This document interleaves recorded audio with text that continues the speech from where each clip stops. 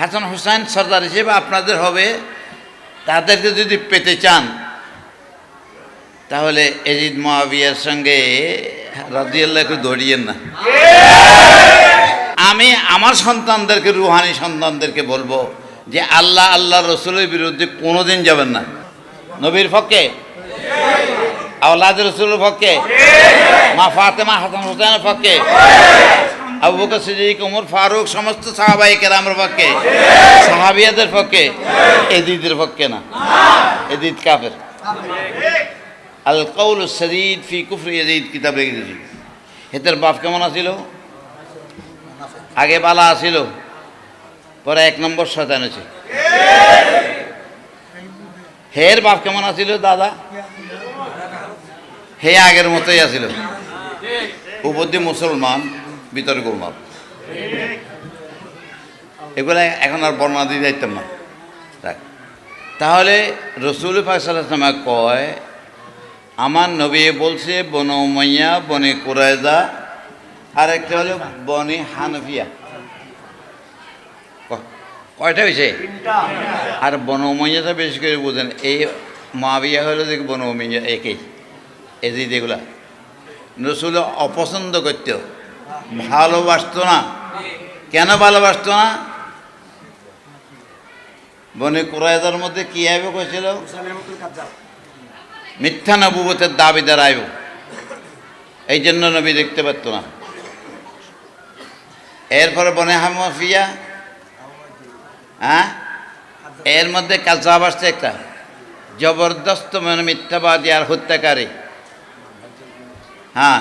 কি নাম না? হাজ্জাজ বিন ইউসুফ। কয়েক লক্ষ মুসলমানের জবাই করছে। নবী এই বংশটা দেখতে পেত না। হাসান হুসাইনের শহীদ করেছে। আচ্ছা, হাসান কি বিষ খাওয়াইছে? তাদেরকে নবী পছন্দ করে? আর কিতাবের মধ্যে যেখানে অপছন্দ করে রেখে, এখানে পছন্দ করে রেখেছে। তিরমিজি শরীফ বাবুল মানাকিব, তিরমিজি শরীফ বাবুল মানাকিব। লম্বা চওড়া করতাম পারতাম না। আপনারা যদি নবীর সাক্ষাৎ চান, হাসান হুসাইন সর্দার হিসেবে আপনাদের হবে, তাদেরকে যদি পেতে চান তাহলে এজিদ মুআবিয়ার সঙ্গে রাদিয়াল্লাহু দৌড়িয়েন না। মনে থাকবো?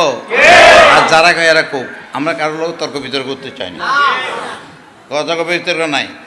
আর যদি তর্ক বিতর্ক করতে চান তাহলে এই দেখছেন যে এগুলো একটা বাগা মানে তর্ক বিতর্ক করে যা, কোরআন হাদিসের আলোকে। এদেরগুলো কথা কইেন। আর বুড়া মানুষের কোনো কষ্ট দেওয়া লাগতো না। তবে আপনি যদি চান, মেহরবানি করে আমি সুন্দরভাবে কিতাব দেখাই দেব, কিতাব দেখাই দেব। দোনো দিকে ছাপাইয়েন না, একদিকে হয়ে যান। কার দিকে?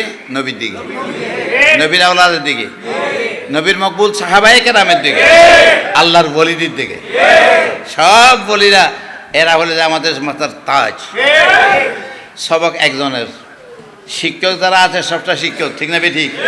শ্রদ্ধা করতে হইব, কিন্তু লেখাপড়া একজনের কাছে করে। এক পীর সঠিক, তার সবক, তার সঙ্গে পরামর্শ চলবো।